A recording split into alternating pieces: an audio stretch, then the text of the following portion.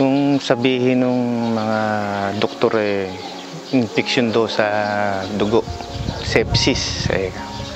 Nung ko nga lang narinig yung ganong klase ng sakit sa hindi naman siya leukemia, hindi naman, basta sepsis ang sabi ng mga doktor. Hindi ko naman inaasahan na matutulungan ako. Sumulat lang ako sa kanya. Hindi ko naman ako kilala.